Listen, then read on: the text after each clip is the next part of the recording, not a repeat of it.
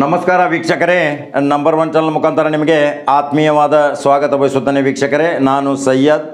ಕನ್ನಡ ನಾಡು ನುಡಿಗಾಗಿ ಕರ್ನಾಟಕ ರಾಜ್ಯಾದ್ಯಂತ ತನ್ನ ಹೋರಾಟದ ಮೂಲಕ ತನ್ನ ಹೆಸರು ಮಾಡಿಕೊಂಡಂಥ ಕರ್ನಾಟಕ ರಕ್ಷಣಾ ವೇದಿಕೆ ಸಂತೋಷ್ ಅರಳಿಕಟ್ಟಿ ಬಣದಿಂದ ವ್ಯಕ್ತಿತ್ವ ಹೊಂದಿ ಇವತ್ತು ರಾಜ್ಯಾದ್ಯಂತ ಎಲ್ಲ ಜಿಲ್ಲಾಧಿಕಾರಿ ಕಚೇರಿಗಳಲ್ಲಿ ಕನ್ನಡ ನುಡಿಗಾಗಿ ಕನ್ನಡ ರಕ್ಷಣೆಗಾಗಿ ಹೋರಾಟ ಮಾಡಿ ಇವತ್ತು ಆಕಸ್ಮಿಕವಾಗಿ ಹೃದಯಾಘಾತದಿಂದ ಅವರು ನಿಧನ ಹೊಂದಿದ್ದು ನಿಜಕ್ಕೂ ಶೋಚನೀಯ ಸಂಗತಿ. ವೀಕ್ಷಕರೇ, 48ನೇ ವಯಸ್ಸು ಅವರದು.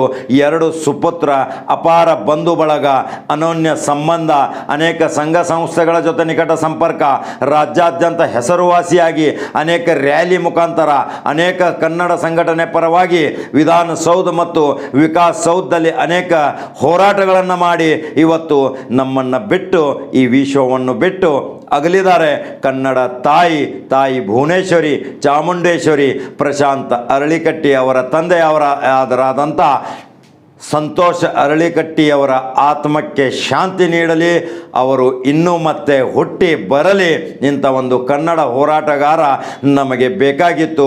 ಆದರೆ ಜವರಾಯನ ಯಾರು ಏನು ಹೇಳಲಿಕ್ಕೆ ಬರೋಲ್ಲ ವೀಕ್ಷಕರೇ.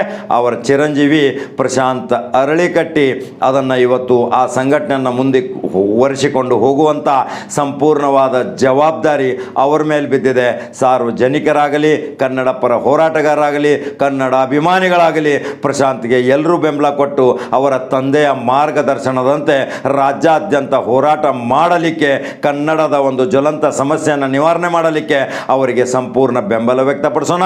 ಅವರ ಸುಖ ದುಃಖದಲ್ಲಿ ನಾವು ಸಂಪೂರ್ಣ ನಮ್ಮ ನಂಬರ್ ಒನ್ ಚಾನಲ್ ತಂಡ ಸಹಿತ ಭಾಗಿಯಾಗುತ್ತೆ.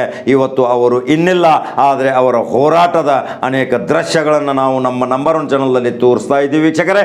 ಇದೊಂದು ಶೋಚನೀಯ ಸ್ಥಿತಿ. ಅವರ ಆ ಬಂಧು ಬಳಗಕ್ಕೆ ಆ ಪರಮಾತ್ಮ ಸುಖದ ದುಃಖ ಭರಿಸುವ ಶಕ್ತಿ ನೀಡಲಿ ಅನ್ನೋದೇ ನಂಬರ್ ಒನ್ ಚಾನಲ್ ಆಶಯ ವೀಕ್ಷಕರೇ. ನಮಸ್ಕಾರ. ಮರಳಿ ಬಾರದೂರಿಗೆ ನಿನ್ನ ಪಯಣ, ಮರಳಿ ಬಾರದೂರಿಗೆ ನಿನ್ನ ಪಯಣ, ಹೇಳಲಾಗದ ಮಾತಿನಲ್ಲಿ ಕೇಳಲಾಗದ ಧ್ವನಿಯಲ್ಲಿ